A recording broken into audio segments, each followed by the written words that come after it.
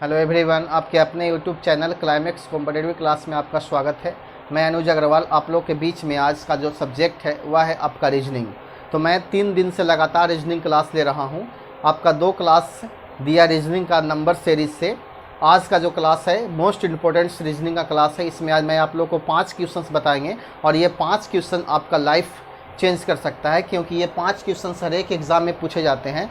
मैं बहुत सारे एग्ज़ाम देखें, यानी आप एग्ज़ाम रेलवे का तैयारी कर सकते हैं या बैंक पीओ का तैयारी करते होंगे या एसएससी का, कोई भी अदर कॉम्पिटिटिव एग्ज़ाम का, तो ये 5 क्वेश्चंस यानी हमेशा एग्ज़ाम में पूछे जाते हैं। यानी इसी टाइप से क्वेश्चंस एग्ज़ाम में आते हैं।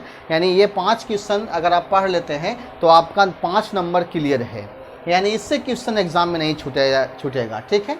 और एक बात और है कि वैसे स्टूडेंट्स जो इस चैनल से नए जुड़े हैं तो सबसे पहले मेरे चैनल को सब्सक्राइब कीजिए और ज़्यादा से ज़्यादा अपने दोस्तों के पास शेयर कीजिए। ठीक है।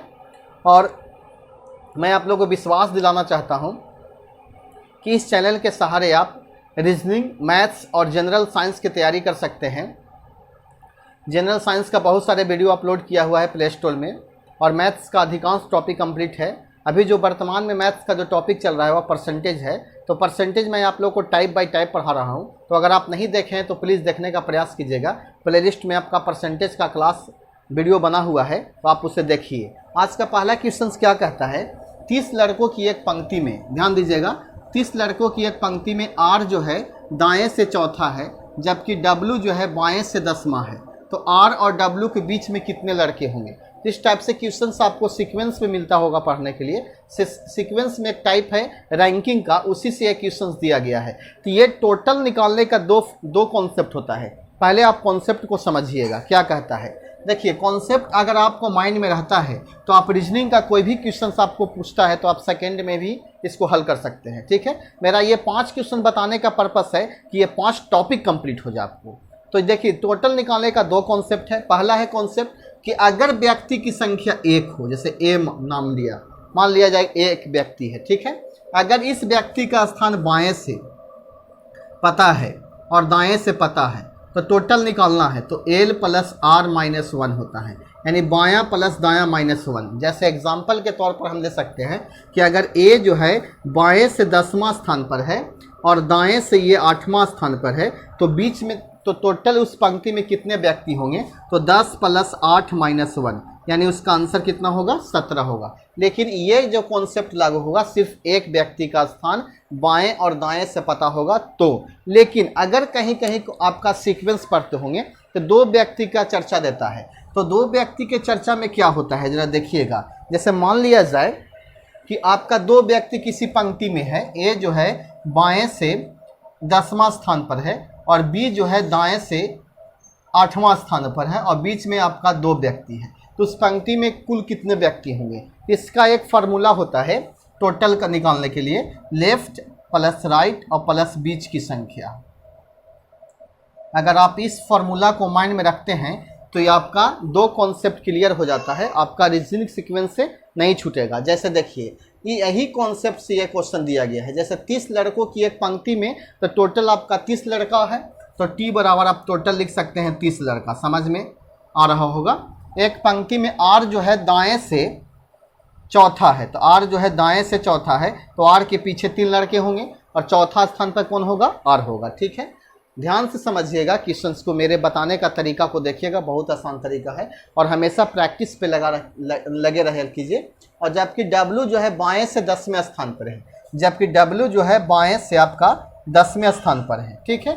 और तो क्वेश्चन पूछता है कि आर और डब्लू के बीच में कितने लड़के हैं, तो हम इसको मान लेते हैं एक्स लड़के हैं। तो अभी कॉन्सेप्ट लिखाएं, टोटल बराबर एल प्लस आर प्लस बीच की संख्या। तो एल आपका 10 है, आर आपका 4 है, बीच की संख्या एक्स है, और बराबर टोटल आपका 30 है।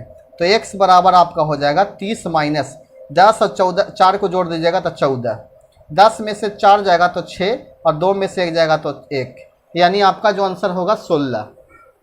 यानी आर और डब्ल्यू के बीच में 16 व्यक्ति हैं। तो इस कॉन्सेप्ट को आप देख सकते हैं। और जितना मैं आप लोग को कॉन्सेप्ट पढ़ाता हूँ या जो भी आप लोग को पढ़ाता हूँ कॉन्सेप्ट, आप एक कॉपी में लिखा कीजिए और क्लास स्टार्ट करने से पहले आप कॉपी कलम लेकर तैयार रहा कीजिए। और जो भी क्वेश्चंस अगर आपको आता है तो आप उससे बनाइए और उसका आंसर आप देखिए कि इसका आंसर कितना होता है। ठीक है, इससे क्या होगा, आपका हैबिट बना हुआ रहेगा। और ये जो है आपका हर एक चीज़ का प्रैक्टिस बहुत ज़रूरी है, क्योंकि एग्ज़ाम में ये नहीं पता रहता है कि कौन टॉपिक से कहाँ से क्वेश्चन ना आ जाए। ठीक है, इसलिए प्रैक्टिस करना बहुत ज़रूरी है। तो क्वेश्चन नंबर 2 देखिए। क्वेश्चन फर्स्ट आपको समझ में आया होगा सीक्वेंस से, और सीक्वेंस से कुछ आपका कॉन्सेप्ट भी दिए हम। दूसरा क्वेश्चन जो दिया गया है आपका, ये भी आपका सीक्वेंस से ही है। एक पंक्ति में रवि का स्थान दोनों छोर से 16वां है। ठीक है, रवि मान लिया जाए ये आपका रवि है, और रवि जो है बाएं से भी 16 है और दाएं से भी 16 है। तो उस पंक्ति में कुल कितने व्यक्ति हैं? तो बताते हैं एक बात कि अगर एक व्यक्ति का स्थान अगर बाएं दाएं से बराबर होता है तो उसमें जो टोटल्स आते हैं वो आपका विषम संख्या आता है। बराबर हम जरूरी है कि विषम संख्या ही आएगा। क्यों? क्योंकि अगर मान लीजिए कि अगर बाएं से 5 है और दाएं से भी 5 है, तो 5 और 5 जोड़िए 10 में से 1 घटाइए, क्योंकि फार्मूला होता है L + R - 1 बराबर टोटल। तो 5 + 5 - 1 बराबर टोटल, 5 × 5 = 10 = 9। अगर सम संख्या मानते हैं तो 4 + 4 - 1 तो भी 4 × 4 = 8 = 7 आता है। इस प्रकार से पता चलता है कि अगर एक व्यक्ति का स्थान बाएं और दाएं से बराबर होता है तो आपका आंसर हमेशा विषम संख्या होगा। तो ऐसा ऑप्शन अगर विषम संख्या होता है और 3 ऑप्शन आपका सम संख्या के है तो आप डायरेक्ट विषम मार लीजिए, अगर ऑप्शन में इनमें से कोई नहीं है तब। क्यों?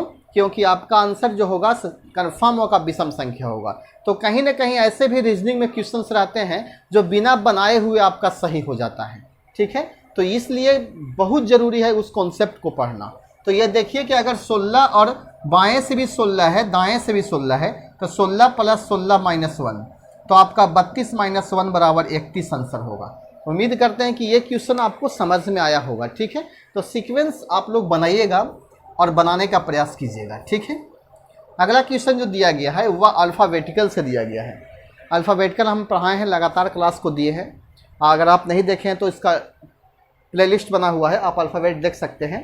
अल्फ़ाबेट में बहुत चीज़ बताने का प्रयास किए हैं हम। कहता है तीसरा क्वेश्चन, अंग्रेजी वर्णमाला में दाएं छोर से 10वें अक्षर और बाएं छोर से 18वें अक्षर के ठीक बीच में कौन सा अक्षर होगा? यानी अंग्रेजी वर्णमाला में दाएं छोर से 10वें अक्षर, तो बताइए कि दाएं छोर से 10वें अक्षर और बाएं छोर से 18वें अक्षर के बीच में कौन सा अक्षर होगा? तो ये आपका कितने में आता है, यानी कितने अक्षर होगा और कौन सा अक्षर होगा। आपका 2 कॉन्सेप्ट है और दोनों का मैं आप लोग को ट्रिक बताए हैं। अगर आपको पता नहीं होगा, नहीं क्लास देखे होंगे, तो अगर देखना चाहते हैं तो देखिएगा, और नहीं देखना चाहते हैं तो ये क्लास को आप देखिए, बहुत आसान तरीका से समझ में आएगा। कितने अक्षर है यानी आप इस तरह से भी निकाल सकते हैं। जैसे मान लिया जाए, मैं आप लोग को 2 कॉन्सेप्ट दे रहा हूँ। माना जाए कि अंग्रेजी वर्णमाला में दाएं से 10वां कौन होता है? अब बताइए दाएं से 10वां कौन होता है? तो अब दाएं से 10वां गिनिएगा तो आपको माइंड में नहीं रहेगा, लेकिन अगर वही दाएं को बायां में कन्वर्ट कर देते हैं, जैसे बायां से मानिए कि बाएं से 10वां कौन होता है, तो बायां से 10वां आपका जे होता है। ठीक है, आपका बायां से 10वां क्या हो गया? जे। तो जे का अपोजिट क्या होता है? तो क्यू। क्या होगा? क्यू। तो दाएं से 10वां जो आपका होगा क्यू होगा। ठीक है, और बाएं से 18वां जो आपका होगा क्यू आर होगा।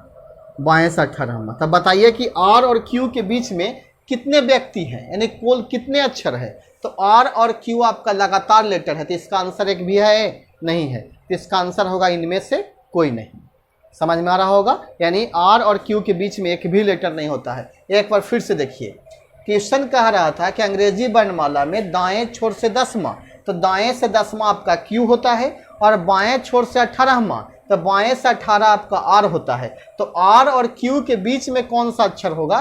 तो आर और क्यू के बीच में आप देख रहे हैं कि आर और क्यू जो होता है, क्यू और आर लगातार लेटर होता है, इसके बीच में कोई लेटर नहीं होता है। ठीक है, एक कॉन्सेप्ट इसका और है। अगर इस तरह से नहीं बना सकते हैं तो एक मेथड और यूज कर सकते हैं। आर को सबसे पहले एल में आप कन्वर्ट कर दीजिए। तो एल में चेंज करने का रूल है 27 में से 10 को घटा दीजिए तो 17। अब एल और एल आ गया, तो रूल है कि बड़ा प्लस छोटा बट्टा 2।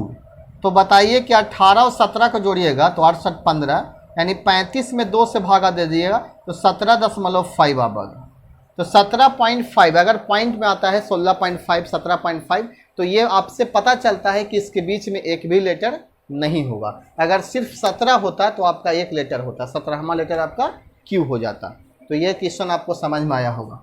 अगला क्वेश्चन नंबर 4 देखिए, और ये 4 जो क्वेश्चन है एसएससी के लिए बहुत इंपॉर्टेंट है, क्योंकि एसएससी के एग्ज़ाम में इस क्वेश्चन पूछता ही पूछता है। चाहे आप इसको रटिए या कुछ भी कीजिए न, हमेशा चाहे वह एलडीसी का एग्ज़ाम हो या डाटा एंट्री ऑपरेटर का हो या एमटीएस का हो या एसएससी सीजीएल का हो, तो आपसे ये क्वेश्चन पूछेगा ही पूछेगा, एकदम कन्फर्म है। आप नहीं है तो एक पेज में आप लिख लीजिए, ऐसा क्वेश्चन एग्ज़ाम में डालता ही डालता है।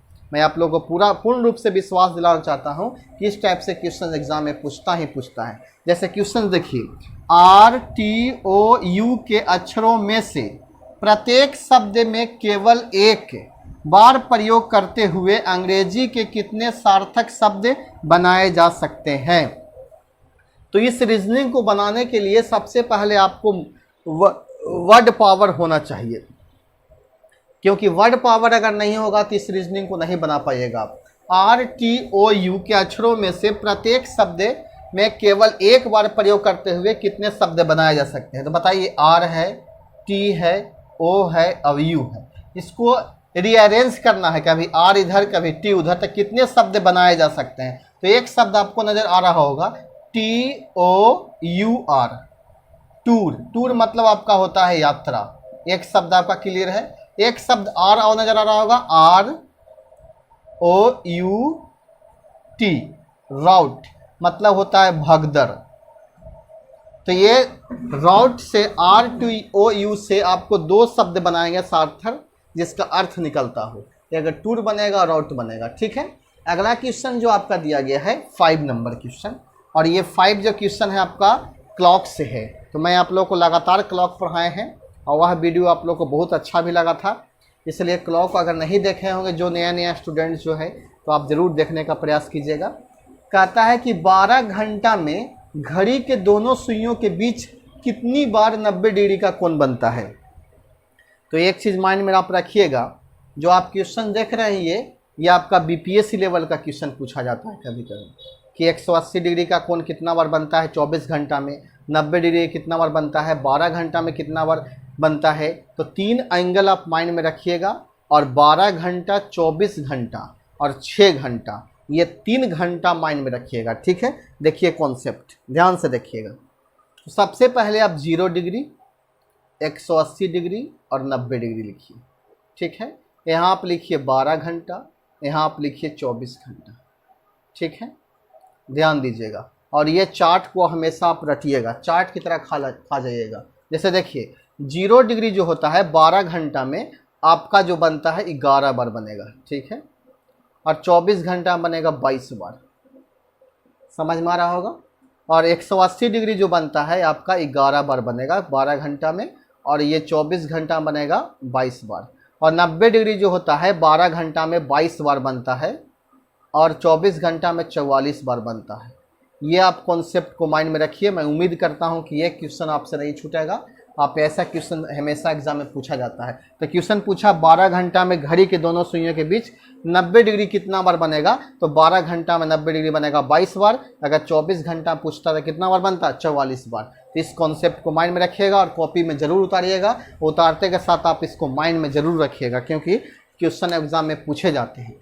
तो आज मैं आप लोगों को 5 क्वेश्चंस बताएं, और ये 5 क्वेश्चन किस प्रकार आपको लगा, आप लोग किस प्रकार से समझ में आया कि नहीं आया, आप ज़रूर कमेंट बॉक्स में लिखिएगा। क्यों? क्योंकि आप मेरे सामने नहीं हैं, क्योंकि मैं आप मुझसे क्लास करते हैं तो मैं आप लोग से क्लास में ही पूछ लेता कि यह आपका कैसा वीडियो लगा। लेकिन आप मेरे चैनल से पढ़ रहे हैं तो मुझे कैसे पता चलेगा कि आपको समझ में आया कि नहीं आया। लेकिन ज़रूर कमेंट बॉक्स में लिखिएगा। लिखने में क्या जाता है, ज़रूर लिखा कीजिए, ताकि मुझे समझ में आता है कि मैं जो पढ़ा रहा हूँ अगला के समझ में आ रहा है कि नहीं आ रहा है। इसलिए ज़रूर आप चाहे कमेंट आप किस प्रकार से भी लिखते हैं, ज़रूर लिखिए कमेंट। आपको अगर समझ में ये टॉपिक, ये क्वेश्चन नंबर 2 नहीं आता है, 3 नहीं आता है, तो मैं उम्मीद करता हूँ कि अच्छे ढंग से समझाऊँगा, क्योंकि आपका समझ में ही मेरा समझ है, क्योंकि आप ही पर हम डिपेंड हैं, ठीक है। इसलिए इस क्लास को अगर जब भी आप लोग देखते हैं तो कमेंट कीजिए, चाहे कोई भी टॉपिक अगर देखते हैं आप, तो जहाँ समझ में नहीं आता है तहाँ आप कमेंट कीजिए, ठीक है। अगर ये क्लास आप लोग को अच्छा लगता है तो इस क्लास को लाइक कीजिएगा। मिलते हैं नेक्स्ट क्लास में, बाय, थैंक यू।